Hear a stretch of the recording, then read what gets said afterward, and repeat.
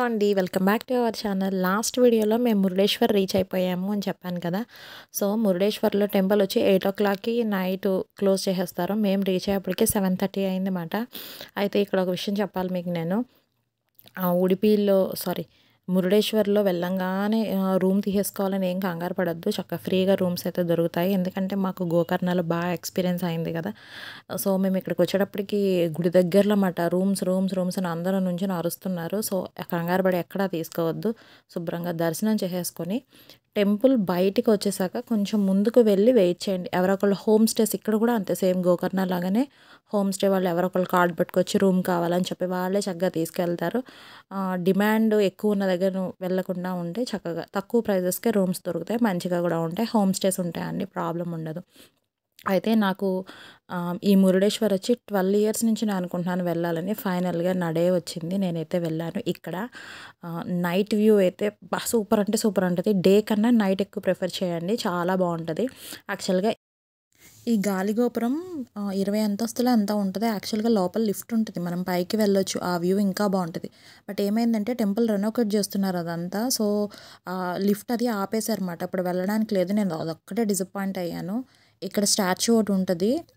శివుని విగ్రహం మాట. ఫస్ట్ టెంపుల్‌లో ఇక్కడ దర్శనం చేసుకొని పైకి వెళ్ళాలి. అయితే ఆ రోజు ఏమైందంటే హాఫ్ అన్ అవర్‌లో ఇంకా టెంపుల్ మూసేస్తున్నారేమో ఇలా ఎక్కువ క్రౌడ్ ఏం కాదు. చాలా తక్కువే అని చెప్పాలి. బట్ ఆ కాసేపు అందులో ఇరుక్కుపోయి ఉండాల్సొస్తది. టైం వేస్ట్ అయిపోద్దని మళ్ళా క్లోజ్ అయిపోద్దని నేను పైకి వెళ్ళేసి ఫస్ట్ స్టాచ్యూ దగ్గరికెళ్ళేసి అంటే ఎంట్రీలో కాకుండా ఎగ్జిట్ నుంచి ఎంట్రీ ఇచ్చి ఎక్కేసి అవన్నీ చూశాను.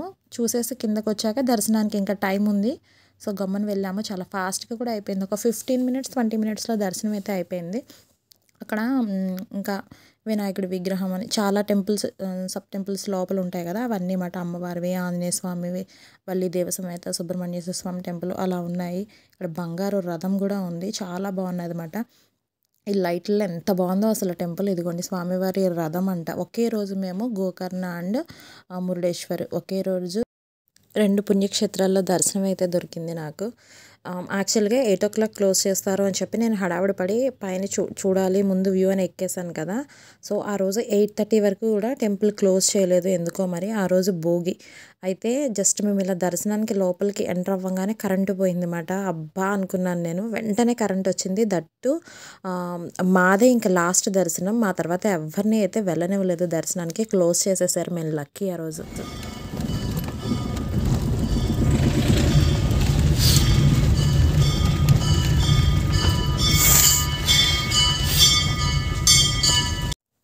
అయితే దర్శనం అయిపోగానే టెంపుల్ నుంచి బయటకొచ్చి కాసేపు వెయిట్ చేయంగానే కార్‌లో వెయిట్ చేస్తే ఒక ఆయన వచ్చి ఇలా హోమ్ స్టే అని తీసుకెళ్లారు. రూమ్ మంచిగా దొరికింది. చక్కగా ఫ్రెష్ అయిపోయి కుక్ చేసుకొని తినేసి పడుకున్నాము. మార్నింగ్ మళ్ళీ 9:30 కల్లా ఇంక రెడీ అయిపోయి వచ్చేసాం. ఈరోజు వచ్చేసి పొంగల్ మాట. సో, డే వ్యూ చూపిస్తా అన్నాను కదా! టెంపుల్ ఇది. అయితే నైట్ వ్యూ చూసారా ఎంత బాగుందో. డే వ్యూ కన్నా నైట్ వ్యూ చాలా బాగుంటది. అయితే ఇక్కడ నుంచి రైట్ వెళ్తే మెయిన్ బీచ్ ఉంటది. వాటర్ యాక్టివిటీస్ అవన్నీ ఉంటాయి. బట్ మేము లెఫ్ట్‌కి వెళ్తున్నాం. ఎందుకో చెప్తాను. फिश का नाम क्या है? Black snapper.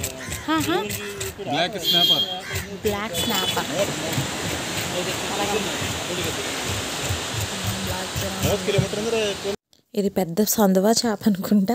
ఇక్కడ మా హస్బెండ్ ఏమేమి ఏరియాస్ ఉంటాయి చూడడానికి, అదే ఇక్కడ ఏమేమి విజిటింగ్ ప్లేసెస్ ఉంటాయో అని అడిగితే వాళ్ళు చెప్తున్నారన్నమాట. ఇక్కడ ఒక టెంపుల్ ఉంటుంది, అస్సలు మిస్ కావద్దు, చాలా బాగుంటుంది అని చెప్పారు.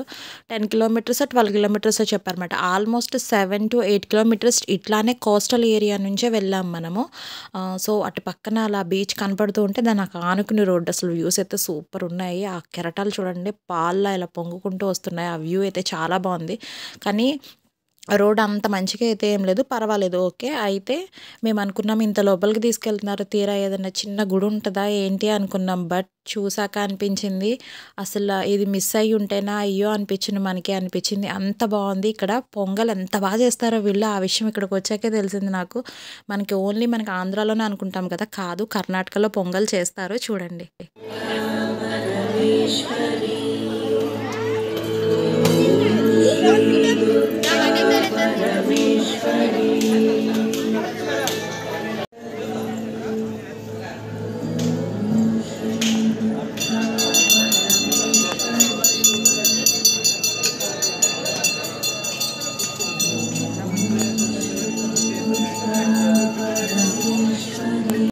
దుర్గా పరమేశ్వరి అమ్మవారి మాట చూడండి, అసలు టెంపుల్ ఎంత బాగుందో.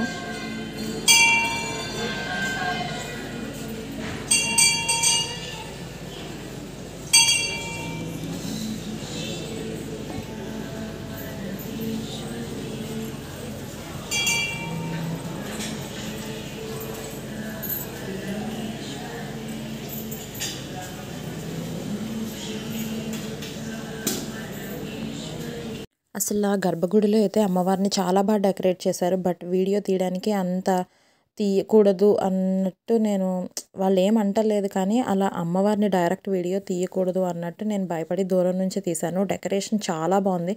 లోపల అమ్మ ఎలా ఉందో బయట కూడా అలానే ఉన్నారన్నమాట. అసలు అమ్మవారిని చూస్తుంటే అస్సలు ఒళ్ళు పులకరించిపోయింది. ఇక్కడ మీరు గమనించారో లేదో, ఇవి మువ్వల్లా ఉన్నాయి కదా, ఇది కొబ్బరి బొండాలన్నమాట. ఇక్కడ ఏంటంటే వాళ్ళకి సంవత్సరం అంతా పంట బాగా పండాలని వాళ్ళ పంట తెచ్చి అమ్మవారికి సమర్పిస్తున్నారు. అవంతా కొబ్బరి పువ్వులతో వాటితో డెకరేట్ చేశారు. అసలు ఎంత బాగుందో అసలు చూడడానికి. ఇక్కడ కర్ణాటక, ఓన్లీ కర్ణాటక స్టేట్లో చాలా బాగా చేస్తారు ఇది ఫెస్టివల్. ఎందుకంటే ఇది అయిన తర్వాత మళ్ళీ భోగి చేయరు, ఓన్లీ పొంగలే చేస్తారు. దీని తర్వాత వీళ్ళకి ఊరేగింపు కూడా ఉంటుంది. నేను అదంతా ఉడిపిలో చూశాను. టెంపుల్లో దర్శనం అయిపోయిన తర్వాత మేము ఇక్కడ బ్రేక్ఫాస్ట్ అది కంప్లీట్ చేసేసుకుని ఉడిపి వెళ్ళిపోతున్నాము. Murudeshwar to Udupi 2 hours journey అంతే. 105 kilometers అంత ఉంటుంది అంతే. అయితే వెళ్తున్న దారిలో మధ్యలో ఒక వ్యూ పాయింట్ ఉందన్నమాట. ఇది బీచ్ అని చెప్పలేము, బట్ ఇది చాలా డేంజరస్ బీచ్ అన్నమాట. ఇక్కడ రాకాసి కెరటాలు వస్తున్నాయి. ఆ ఫ్లోటింగ్ని ఆపడానికి మొత్తం బ్రిడ్జ్ లాగా ఈ స్టోన్స్ అన్నమాట. మొత్తం కోస్టల్ ఏరియా అంతా అట్లా మధ్యలో బ్రిడ్జెస్ లాగా వేశారు.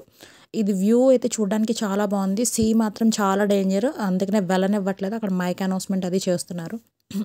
ఇది మురుడేశ్వర్ టు ఉడిపి వెళ్ళే దారిలో ఉంది. దీనికి పేరు కూడా నాకు తెలియదు, ఎందుకంటే ఈ పేర్లు నోటెడ్ కాదు కదా, కొత్త కదా వెళ్ళడం, అందుగురించి నాకు పేర్లు కూడా ఏం గుర్తులేవు. బట్ ఇక్కడ వ్యూ అయితే చాలా బాగుంది. వాటర్లోకి ఎవరో దిగట్లేదు, మ్యాక్సిమం ఆ స్టోన్స్ దగ్గర నుంచి వీడియోస్కి ఫొటోస్కి అయితే తీసుకోవడానికి చూస్తున్నారు. వచ్చి కెరటాలు వచ్చి ఆ స్టోన్స్ అని తాకినప్పుడు వాటర్లో పైకి లెగుస్తుంది కదా, అక్కడ ఫొటోస్ కోసమే ఎదురు చూస్తున్నారు. మేము కూడా చాలాసేపు ట్రై చేసాము. మేము చేసినంతసేపు అవి రాలేదు, తర్వాత వచ్చేయమాట. మా హస్బెండ్ అక్కి అయితే మమ్మల్ని నువ్వు ఖచ్చితంగా ఫోటో తీయాలని వెయిట్ చేశారు.